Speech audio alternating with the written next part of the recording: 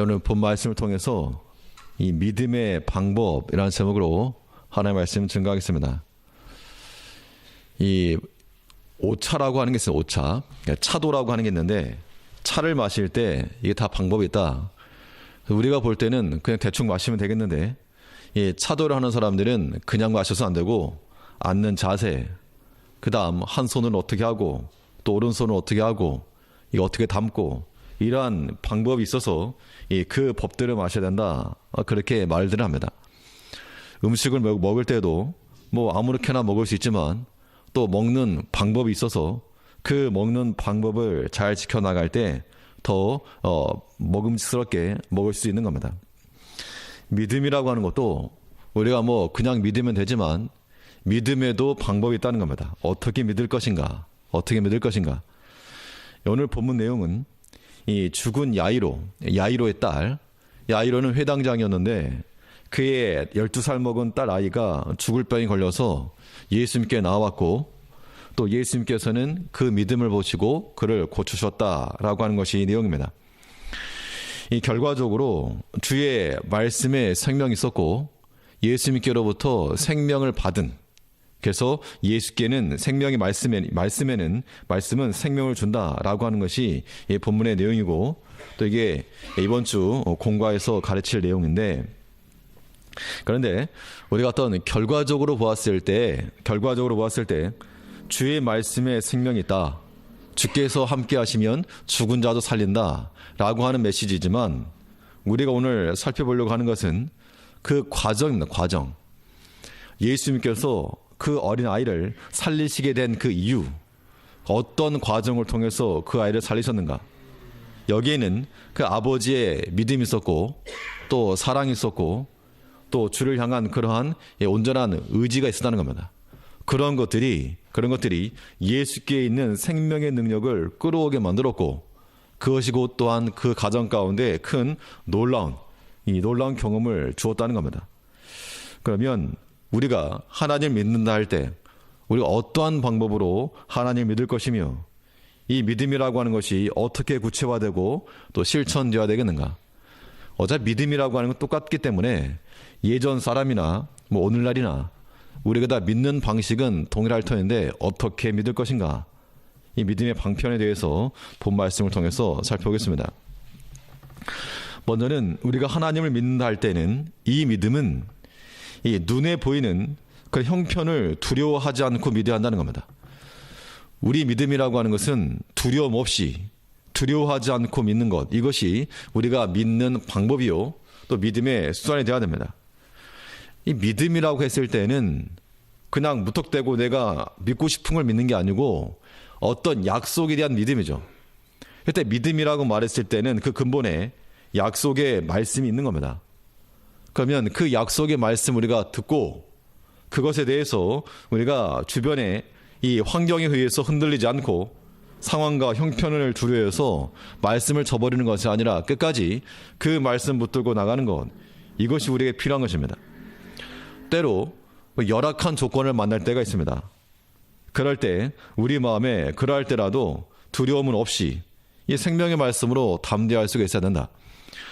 이러한 믿음이 생명의 주를 만나게 하는 겁니다.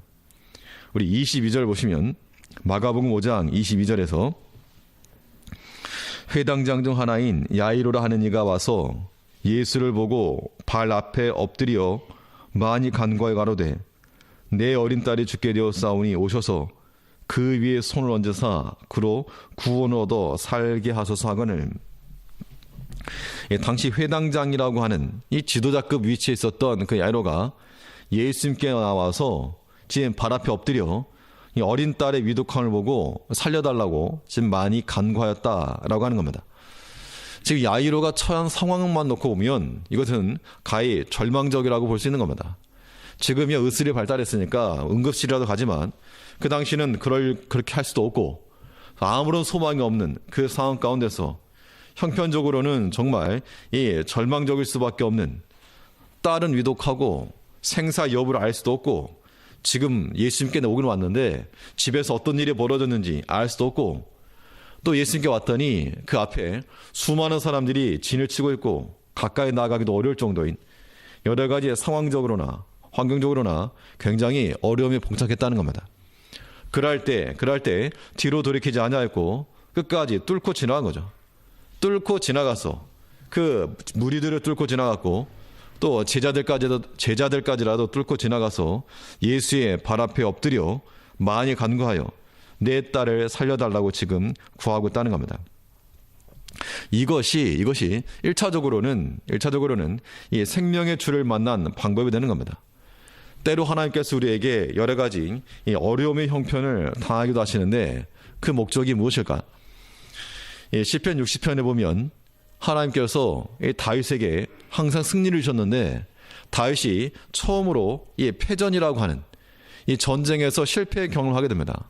에돔과의 전쟁인데 그 전쟁에서 실패한 이후에 큰 낙담에 빠져서 때로 하나님께서 우리로 하여금 이 어려움을 왜 당하게 하시는가 이런 말을 하였는데 하나님께서 우리를 미워하심도 아니요 내가 범죄했기도 함도 아니요 그럼 그 이유를 어디서 찾을 것인가? 하나님께서 우리로 하여금 어려움을 당하게 하신 이유를 어디서 찾을 것인가? 이유는 하나밖에 없습니다. 신명기 8장 있는 것처럼 내 마음이 어떠한지 여러 가지 광야 가운데서 광야 백성들 하신 말씀이죠. 이 40년 동안에 너희로 광야의 길을 걷게 하신 것은 너희 마음이 어떠한지 하나님을 경외하는지 아닌지 알아보려 하심이라. 그렇기 때문에 그 시험의 때 때로 그 어려움의 때를 당하게 되면 하나님께서 기대하시는 바는 이 어려움의 때 어떻게 믿음을 쓰는가 어떤 믿음을 내는가 하나님 이걸 기대하시는데 정작 우리는 어떻게 하면 여기서 빨리 벗어날 것인가 하나님께서 보시고자 하신 믿음은 고사하고 어떻게 하면 이 위기를 빨리 벗어날 것인가 그렇기 때문에 거기서 인본주의를 쓰게 되고 때로는 죄를 범하기도 하고 때로는 인간적인 방편으로 나아가기도 한다는 겁니다. 이 서로 핀트가 맞지 않기 때문에 더 괴로운 것이죠. 우리가 항상 좋은 길만 걸을 수가 없고 때로는 분명 어려움의 길도 당하는 게 사실입니다. 회당장이 야이로가 큰 죄를 졌기 때문에 이런 일을 당한 것도 아닙니다. 그러나 그 가정 가운데 그 자녀 문제죠. 어떻게 보면 자녀의 큰 문제인데 이 문제가 왜 일어났을까? 그건 오직 한 가지밖에 없는 겁니다. 일단 생명이 하나님께 있다는 것이고 구원이 오직 하나님께로부터만 온다는 것이고 그런 것을 우리로 하여금 깨닫게 하시고 알게 하시려고 그 어려움 겪게 하신다는 겁니다. 사람이 항상 좋은 것만 있으면 감사할 줄 모르죠. 예전에 그 프랑스의 여왕이었던 공주였던 그 어떤 한 사람이 어렸을 예전에는 백성들이 굶어 죽고 있습니다. 그랬더니 왜 빵을 먹지? 자기는 항상 빵을 먹으니까 부족한 게 없으니까 이해를 못했다는 겁니다. 요즘도 그렇다죠. 아이들이 옛날에 어려웠다 그러면 라면 먹지 아니면 햄버거 사 먹지 그런 걸 모르기 때문에 그렇게 말할 수밖에 없는데 하나님께서 우리에게 때로 어려움의 시기를 주고 이 환난의 고난의 때를 주시는 것은 우리로 하여금 구원이 오직 하나님께 있음을 알게 하시기 위함이요 또 우리에게서 우리 마음이 어떠한지 이 위기를 어떻게 지나나 하나님 보신다는 겁니다. 그러므로 우리가 하나님 믿을 때는 어떻게 믿어야 되는가? 당연히 우리 눈앞에 있는 그러한 형편들이나 상황들이나 혹은 시험이나 문제들이 있어도 그것 때문에 넘어지지 말자는 겁니다. 그런 것들 또한 두려워하지도 말고 하나님을 인하여 구원이 하나님께 있음을 믿고 나가야 됩니다. 이 야이로가 처한 상황은 상당히 절망적이었는데 그래서 주위에 있는 사람들도 다 그렇게 말한 겁니다. 괜한 짓이다. 해봐야 소용없다. 그때 예수님께서 뭐라 말씀하셨는가? 35절 보시면 마가복음 5장 35절에 아직 말씀하실 때에 회당장의 집에서 사람들이 와서 가로되 당신의 딸이 죽었나이다. 어찌하여 선생을 더 괴롭게 하나이까? 예수께서 그 하는 말을 곁에서 들으시고 회당장에 이르시되 두려워 말고 믿기만 하라 하시고 오늘 본문에서 기억할 요절 말씀입니다. 예수님께서 절망 가운데 빠져있고 또 주변에서 안 된다 끝났다 라고 말하던 그 시점에 예수님께서는 아니라고 못하라 두려워 말고 믿기만 하라 이것이 오늘날 우리에게도 동일한 주의 음성으로 들려와야 됩니다. 우리가 처한 여러 가지 문제 가운데서 자녀의 문제도 있고 또 가정의 문제 건강의 문제 없는 사람은 없는데 이것이 가히 절망적이라는 겁니다. 아무리 기도를 해도 응답이 되어지지 않고, 아무리 내가 애타게 간구해도 하나님께서 들어주실 것 같지도 않고 변화될 것 같지도 않고, 일할 때 우리가 낙담이 되고 하나님을 향하여서 원망도 일어나고, 그런 마음 갖지 말자는 겁니다. 우리가 현실적으로는 그런 게 있어도 우리가 그런 마음, 불편한 마음을 갖는다고 해서 해결되어지는 것은 아무것도 없으므로 도리어 어떤 마음을 가져야 되는가? 이것을 통해서 하나님께서 나를 시험하시는 것을 알아야 됩니다. 결국에 일평생 통해서 광야 시험이 몇 년 걸렸는가 하면 40년이죠. 우리 인생에 40년이면 거의 인생 다 사는 겁니다. 아이였을 때 빼고. 아무튼 이 인생 40년 거라면 아무튼 중요한 시기를 다 사는 건데, 40년 동안 시험하신 거예요. 40년 동안. 그러므로 하나님께서 때로 우리에게 10년 아니면 20년 30년 오랫동안 지속적인 그런 아픔들, 고통들, 기도 제목들, 이런 것을 우리에게 주실 때라도 우리가 어떤 마음을 가져야 되는가? 하나님께 우리가 소망을 가져야 되고, 또 이 모든 것을 통해서 우리 마음이 어떠한지를 살피시는 하나님을 기대한다는 겁니다. 그렇기 때문에 주의 음성이 여전히 들려야 됩니다. 우리가 지금 스토리를 다 알아서 그렇지 그 상황 가운데서는 야이로도 똑같았을 거라는 겁니다. 이미 죽었다고 말했으니 이건 뭐 방법이 없는데, 근데 예수님께서 하신 말씀이 두려워 말고 믿기만 하라 하시고, 이 믿음을 가진 자들에게 하나님께서는 동일하게 그 믿는 자들의 믿음을 들어 역사하실 거라고 하는 겁니다. 우리 개인의 여러 가지 문제와 아픔이 있고 기도 제목이 있을지라도 하나님께서는 믿는 자에게 두려워하지 말고 오직 믿기만 하라라고 하신 그 말씀 붙들고 우리가 나가야 됩니다. 상황적으로는 도저히 안 됐지만 하나의 그 믿음으로 되었던 일들이 성경상에 굉장히 많은 예로 기록되어 있습니다. 이제 우리가 그러한 또 하나의 예시가 되어야 될 터인데, 갈렙은 나이가 많았다. 나이라고 하는 그런 환경적 제약이 있었지만 그는 이 산지를 내게 주셔서 믿음으로 나아갔을 때 그 얻었다였고, 또 다니엘은 한 번만 절하게 되면 이 바벨론 들임을 이루고 또 왕의 총애를 받고 오랫동안 자자손손 영화를 누릴 수 있는 기회가 있었지만, 그러나 왕을 두려워하지 않았고 또 사자도 두려워하지 아니하였고, 그의 친구들은 풀무불을 두려워하지도 아니하였고, 상황과 형편에 인본주의를 써서 타협하고 뒤로 물러선 것이 아니라 오직 두려워하지 말고 주를 믿기만 하여서 거기에서 능력이 나타났다는 겁니다. 이것이 신약적 관점에서 말하면 바울이 말한 대로 내가 어찌하든지 부활의 능력에 이르려 하노니, 부활의 능력이라고 하는 것은 내가 죽지 아니하면 부활할 수 없는 겁니다. 우리가 믿음으로 산다는 것은 곧 우리가 세상에 대한 죽음이죠. 세상에 대한 죽음으로 다 내려놓고 오직 주를 붙들었을 때 거기에서 부활의 능력이 나타날 수 있다는 겁니다. 우리가 하나님을 믿을 때 어떻게 믿을 것인가? 그 믿음의 방편으로서 두려워하지 않고 믿어야 될 것이 우리에 기록되어 있습니다. 우리 36절 같이 한번 읽어보시죠. 36절 같이 읽어보시겠습니다. 시작.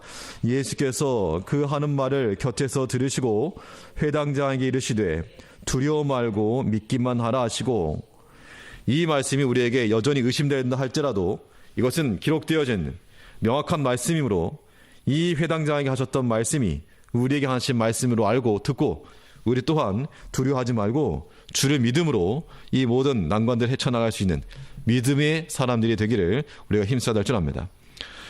또 둘째로, 우리 믿음이 어떤 방법으로 구체화되고 또 실천되어야 될 것인가, 어떻게 믿을 것인가. 두 번째로 생각해 볼 수 있는 것은 내 계획보다 늦어짐을 우리가 노하지 말고 믿어야 됩니다. 우리가 하나님을 믿는다 할 때 때로 우리가 여러 계획들을 세웁니다. 계획도 세우고 또 어떤 이 사건들이 있는데, 순서가 있는데, 이게 생각대로 잘 되면 좋은데 생각대로 되지 않거나 혹은 늦어지거나 혹은 이것이 좀 늦춰질 때, 그때 우리 마음 가운데는 이 분노함이 일어나기 전에 일단 초조함, 그 다음에 분노함이 일어난다는 겁니다. 자신의 예상이나 계획보다 늦어지게 되면 초조함이나 불안감을 갖는 경향이 있는데, 그래서 더 빨리 하려고 하고, 다 되지도 않았는데, 음식에 다 되지도 않았는데 그냥 급한 마음에 그냥 먹으려고 한다는 겁니다. 그런 것들이 우리에게서 굉장히 많은 실수가 되는 것이죠. 내 마음 같아서는 빨리 가고 싶고 빨리 되고 싶고 더 큰 걸 하고 싶고, 그런데 일이 더디고 중간에 막히고 뭐 되는 것 같지도 않고 잘하는 것 같지도 않고, 그럴 때 우리 마음에 조급함이 일어나기도 하고 거기서부터 다툼이 일어나고 분노가 일어날 수 있다는 겁니다. 우리가 주의를 한다 할 때, 또 믿음의 일을 한다 할 때는 그러한 조급함의 마음이 버려져야 됩니다. 바울은 말하기를 심는 이나 물주는 이나 아무것도 아니지만 오직 자라나게 하시는 이는 하나님이다. 바울 사도가 그렇게 눈물을 흘리면서 목회했어도 내가 한 게 아니다, 그 이야기죠. 사람들이 모여서 교회가 세워진 것도 내가 한 게 아니다, 주께서 하신 것이다, 그 이야기입니다. 특히 우리가 교회적 측면에서 교회가 잘 되기를 다 바랍니다. 우리 모두가 다 교회가 잘 되길 바라지만, 그러나 우리가 생각하는 것만큼 매주 3,000명씩 회개하고 돌아오는 이런 역사가 일어나지 않죠. 그럼 이런 것들에 대해서 우리가 1년, 2년 시간이 지날 때 강박관념을 가지게 되면 마치 내가 하는 것처럼, 내가 하는 것으로 생각될 수 있다는 겁니다. 물론 우리가 사명감과 책임감을 가지고 힘써 행하는 건 마땅하지만, 심는 이나 물드는 것은 아무것도 아니로되 오직 자라나게 하시는 것은 하나님이시다, 이런 마음을 가지게 되면 조금 늦더라도 우리가 바른 길을 갈 수 있는데, 그렇지 않고 빨리 가겠다고 하다가 지름길 가겠다고 하다가 인본주의가 나오게 되고 여기서 여러 가지 변질되는 사상들이 나오게 된다는 겁니다. 오늘 본문에서 생략되긴 했지만 25절에서 34절까지가 무슨 내용인가 하면 12회를 혈루증을 앓았던 여인이 나와서 예수님께 고침받는 장면입니다.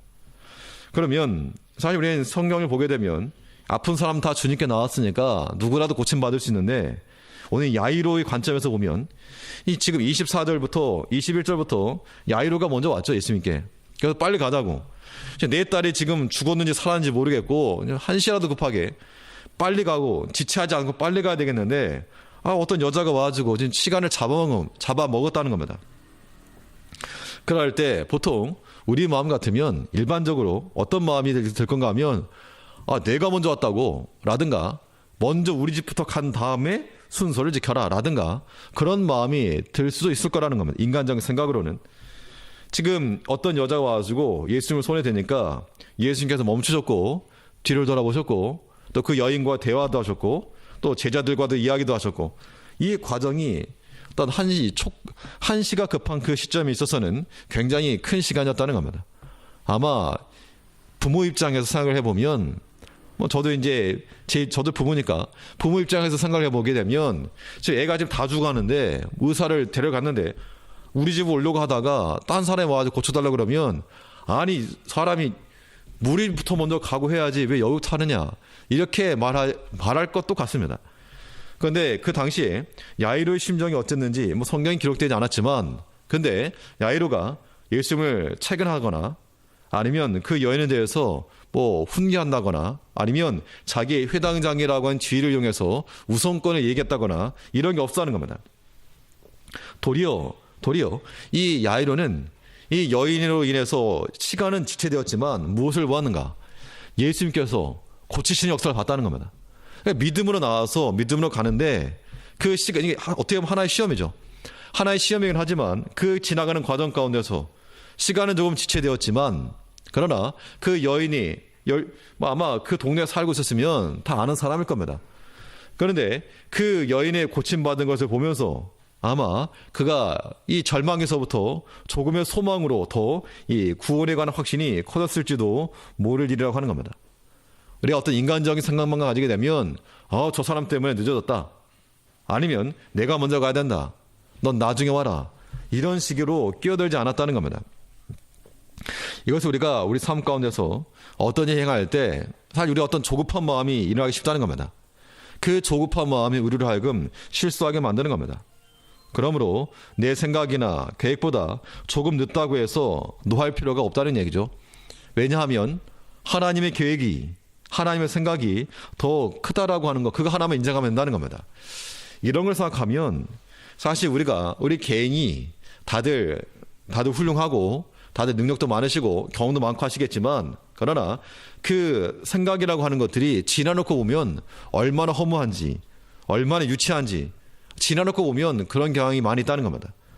그럼 우리가 어떤 마음을 가져야 되겠는가?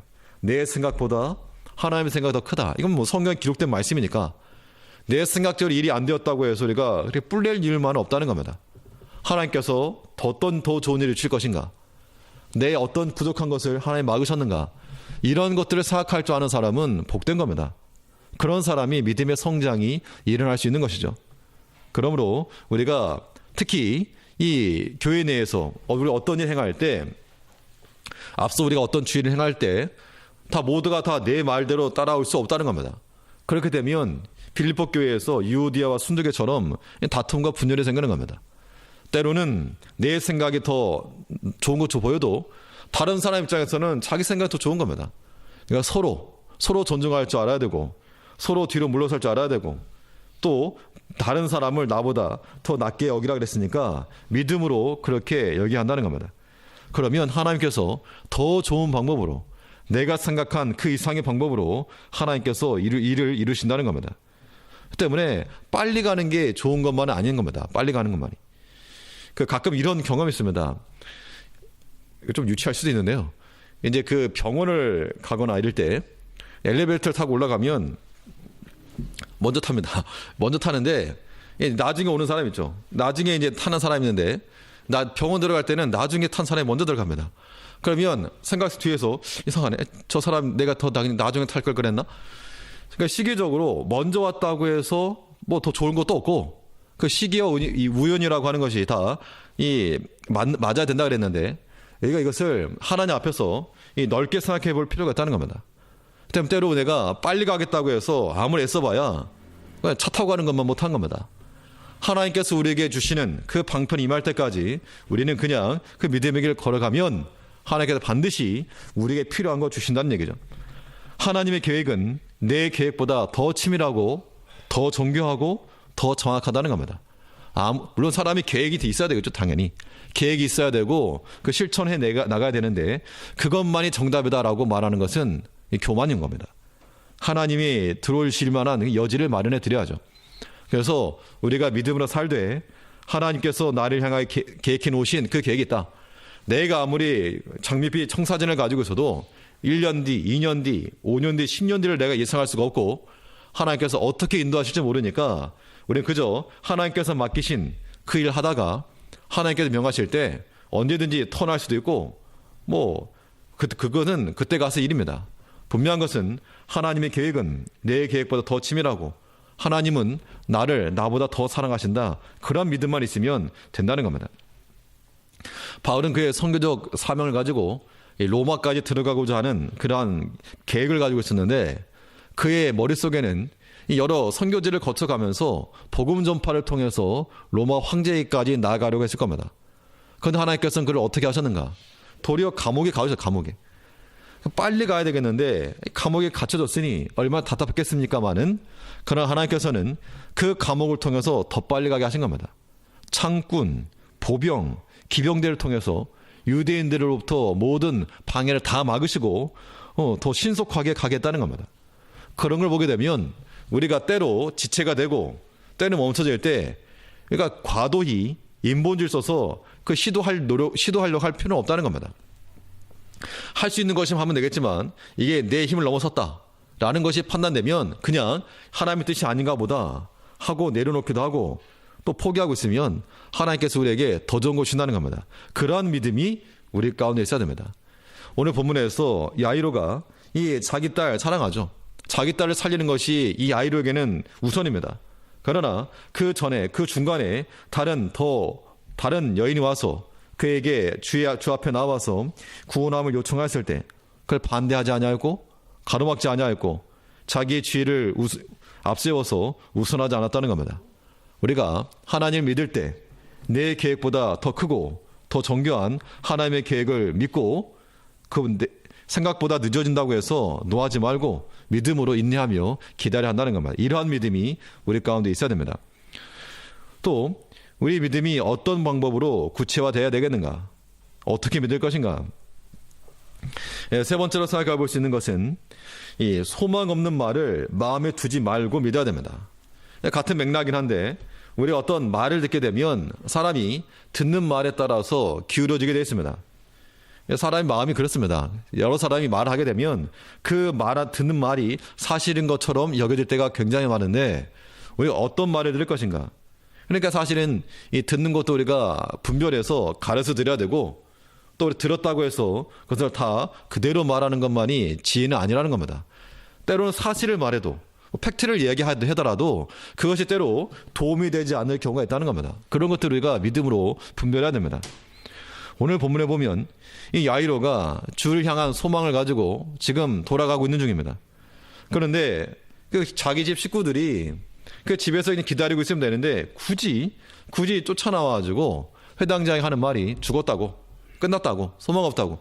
그 예수님이 가셔서 뭐라도 하시게끔 좀 해야 되겠는데 그냥 굳이 나와가지고 앞에 와가지고 설레발친 겁니다. 35절에 보니까 아직 말씀하실 때 회당장의 집에서 사람들이 와서 가로되 당신의 딸이 죽었나이다. 어찌하여 선생을 더 괴롭게 하나이까. 그냥 굳이 기다리고 있어도 가서 보면 다 알 텐데 와가지고 했던 그 말 때문에 그 말한다고 해서 어떤 유익이 있었는가? 아무것도 없었다는 겁니다. 변화된 것도 없고, 물론 사실을 말한 겁니다.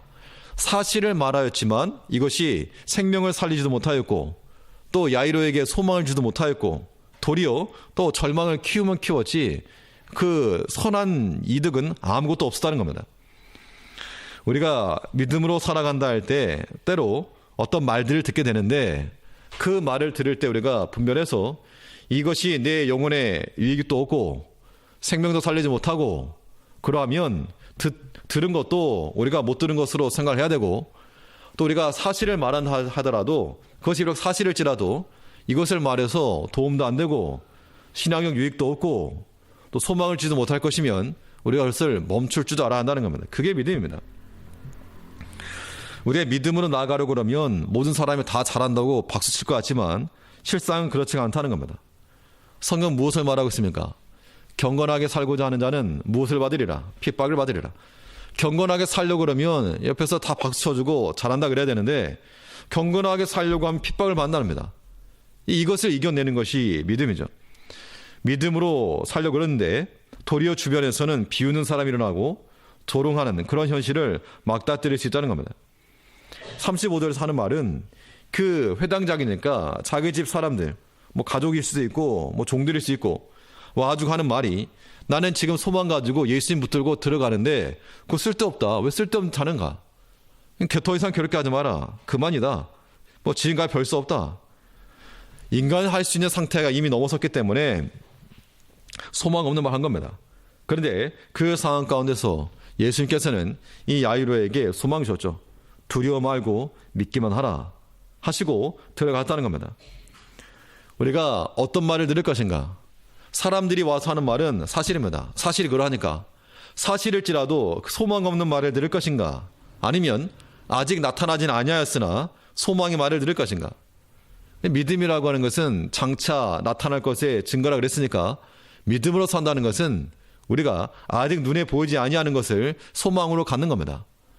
주의 말씀이 우리에게 소망으로 다가올 때 현실적으로는 안 됐고 떨어졌고 실패했고 그런 건데 그런 상황 가운데서 이미 끝났다. 더 이상 안 된다. 뭐 그렇게 마음 먹을 게 아니라는 겁니다. 하나님께서 그의 사랑하는 자들의 길을 인도하시고 모든 사랑하는 자들을 지키시고 보호하시고 그 약속을 믿고 우리가 소망 중에 거해야 한다는 겁니다. 35절에서 그 집에서 왔던 사람들도 이야기하였고 예수님께 36절에서 예수님께서도 이야기하셨는데 한쪽 말은 사실을 말하였으나 소망이 아니었고 한쪽 말은 아직 믿을 만하지 못하지만 나타나지 않았으나 소망의 말이었다는 겁니다. 이 소망의 말을 선택한 야이로에게 하나님께서 역사하신 겁니다. 만일 그가 여기서 예수님 됐습니다. 이제 돌아가시죠. 만일 이랬더라면 그는 이 생명의 역사를 보지 못했을 겁니다. 그런데 예수님께서 하신 말씀을 듣고 이 인간이 할 수 있는 그 이상의 길을 걸어간 겁니다. 37절에서 베드로와 야고보 형제 요한 외에 아무도 따라옴을 허치 아니하시고 회당장의 집에 함께 가사 허남과 사람들이 울며 심히 통곡함을 보시고 이미 죽은 그 집을 일단 들어가신 겁니다. 이미 소망은 없는 겁니다. 그런데 예수님께서 보시면 뭐라 말씀하셨는가? 39절에 들어가서 저에게 이르시되 너희가 어찌하여 호나하며 우느냐? 이 아이가 죽은 것이 아니라 잔다 하시니. 이 소망의 말을 말씀하셨을 때 예수님 말씀이니까 다 아멘하고 받아들였는가? 그렇지도 않다는 겁니다. 40절에 보면 저희가 비웃더라. 예수께서 저희를 다 내어보내신 후에 아이 부모와 또 자기와 함께한 자들을 내리시고 아이 있는 곳에 들어가서 간단하게 표현했지만 저희가 비웃더라. 예수께서 소망의 말씀을 하셨지만 그들이 비웃었다라고 말하는 겁니다. 우리가 믿음으로 나간다 그러면 때로 이런 경우가 있다는 얘기죠. 믿음으로 뭘 하려고 그러는데 비웃고, 물론 교회에서 그러진 않겠죠. 교회에서 그럴 일은 없겠지만 물론 교회에서 그럴 수 있고, 또 믿지 아니하는 사람들 가운데서는 믿음으로 한다 그러면 굉장히 비웃고 저 어리석은 자다라고 그렇게 말한다는 겁니다. 그러나 우리 하나님 믿는 백성들은 언제나 소망이 있어야 됩니다. 뭐가 있어야 됩니까? 소망이 있어야. 이 소망이 우리를 살린 겁니다. 소망이라고 하는 게 내가 하고 싶은 거, 아니면 내가 어떤 되고 싶은 거, 그것이 내 소망이 아니라 예수님이 우리 소망이죠. 하나님이 나를 지키신다라고 하는 것이 소망이 되어야 되고, 하나님께서 내게 필요한 것을 공급해 주실 거라고 하는 것이 우리 소망 되어야 한다는 겁니다. 내가 무엇을 먹을지, 무엇을 마실지, 무엇을 입을지, 이것 자체가 소망이 아니라 하나님께서 채우신다라고 하는 하나님에 대한 소망이 우리 가운데 있어야 한다는 겁니다. 그러면 끊어진 것 같아도 새로운 길이 열리는 것이 이 믿는 백성들이 걸어가는 길입니다. 이것이 믿음의 특권이요, 또 믿음의 믿는 맛이죠. 믿는 맛. 그러므로 우리 주위에서 아무리 소망 없는 말을 할지라도 우리가 그 말들을 귀담아 들을 필요도 없고 또 마음에 두어서도 안 된다는 겁니다. 우리는 도리어 주의 약속의 말씀을 마음에 두고 절망 가운데 소망 붙들고 생명의 주와 동행할 수 있어야 됩니다. 믿음으로 나간다 했을 때 사람들이 비난하였고 또 비웃었고 가로막았고, 이런 것들을 어떻게 되는가, 이런 것들을 극복해내는 게 믿음이라는 겁니다. 우리가 여러 가지 말을 들을 때 소망 없는 말을 마음에 두지 말고 오직 소망 있는 그 생명의 말씀, 약속의 말씀을 들음으로 우리가 주를 섬길 줄 아는 그런 우리가 되어야 한다는 겁니다.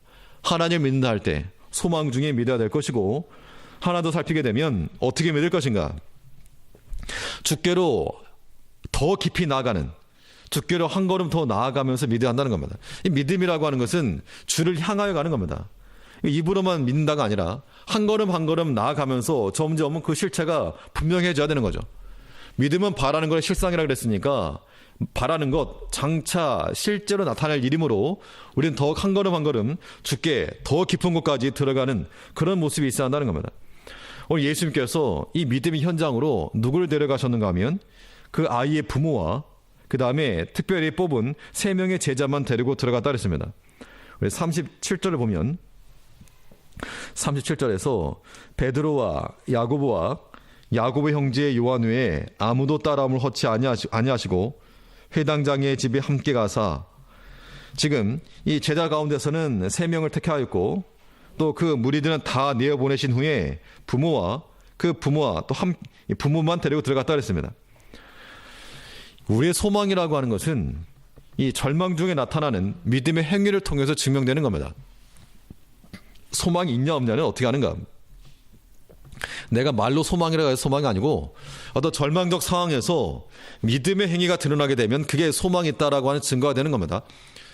그러므로 다른 사람들은 죽음 더 이상 나아갈 수 없었지만 생명의 주께서는 이 죽음의 바리케이트를 그냥 밀고 나간 겁니다. 우리가 주와 함께 나아갈 때 동일한 역사를 경험할 수 있는 겁니다. 다른 사람들은 들어가지 못하는 곳일지라도 주와 함께 들어갈 때 37절에 보면 수많은 무리가 따라왔지만 12명의 제자가 또 함께 있었지만 그 가운데서 몇 명만 들어갔다는 겁니다. 그 믿음의 현장을 목격했던 자들, 이 구경꾼들과는 비교할 수 없는 겁니다. 41절에 보면 그 아이의 손을 잡고 가라사대 달리다굼 하시니 번역하면 곧 소녀야 내가 내게 말하노니 일어나라 하심이라. 소녀가 곧 일어나서 걸으니, 정말 우리 눈앞에 만일 그런 일이 벌어졌다 그러면 정말 소름 돋을게. 예수님께서 몇 명 들어가서 봤는데 소녀 일어나라 하고 잡아 일으키니까 죽은 자가 다시 살아났다라고 하는 것이 정말 생생한 그런 장면이었겠죠. 그것이 그 제자들에게 있어서는 이 구원의 복음을 증거했을 때 사도의 권위로서 주어졌을 거라고 하는 겁니다. 만일 그 밖에 있었던 자들은 듣기만 했죠. 듣는 것과 다른 사람의 말을 통해 듣는 거하고 내가 직접 본 거하고는 뭐 비교할 수가 없는 겁니다. 우리가 신앙적 경험을 하는 것은 1차적 경험으로 해야 됩니다. 1차적 경험. 남이 한 말을 들은 것만으로는 한계가 있는 겁니다. 우리가 1차 경험하려면 그 믿음의 현장에 나가야 되고 그곳에서 역사하신 하나님을 경험해야 한다는 겁니다. 그것이 우리에게 때로는 두려움도 되고 어려움도 되지만 그런 경험했을 때 그건 말할 수 없는 겁니다. 그 한 사람의 신앙이 1단계 올라가는, 한 단계 더 올라갈 수 있는 정말 이 말로 표현할 수 없는 그런 경험들이 우리 가운데 있어야 되는 겁니다. 즉 우리에게 있어서 우리의 힘과 능력이 하나님의 힘과 능력으로 대체가 되어질 때 예수께서 아이가 죽지 않았다, 잔다 라고 말했을 때만 해도 주위의 사람들은 믿지 않았습니다. 비난하고 웃었고 제자들 마음은 어떨지 모를 일입니다. 그런데 주님께서 가자 했을 때 함께 따라갔고 그 현장 가운데서 주의 역사하신 걸 봤다는 겁니다.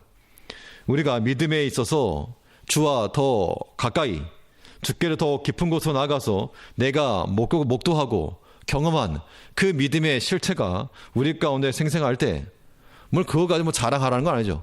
그것이 우리에게 자랑하거나 뭐 다른 사람은 경험하지 못한 것에 대한 상대적 자랑이 되어서는 안 되고 이것이 우리의 내적인 힘이 되어야 되고 또 다른 사람을 섬길 수 있는 그런 근본이 되어야 한다는 겁니다.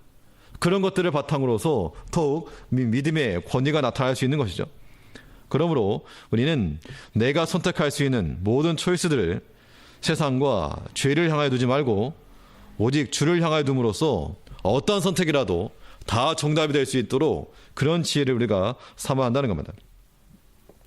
분명히 야이로 가정 가운데 자기 어린 딸이 큰 병에 들어서 죽었다라고 하는 것은 절망적 사건이었으나 그러나 예수를 믿고 소망 가운데 신뢰하며 그 죽음이라고 하는 그 자리까지 주와 함께 나갔던, 이 중요한 건 주와 함께 나간 거죠.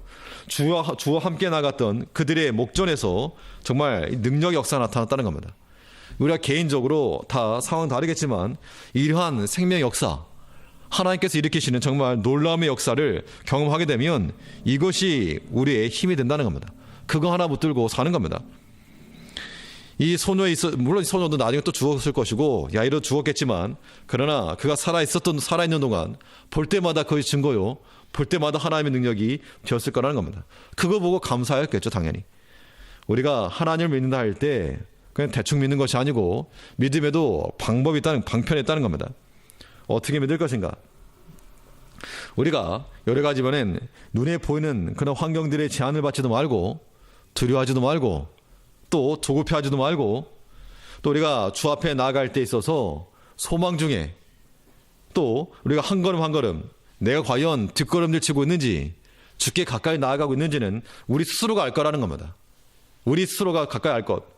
날로 가까이 가면 뜨겁고 멀어지면 차가운 것처럼 우리 마음이 예수를 인하여서 하나님을 인하여서 점점 가열이 되고 뜨거워지고 또 성령이 충만해지면 가까워지는 것이고 그렇지 못하면 차가워지는 겁니다.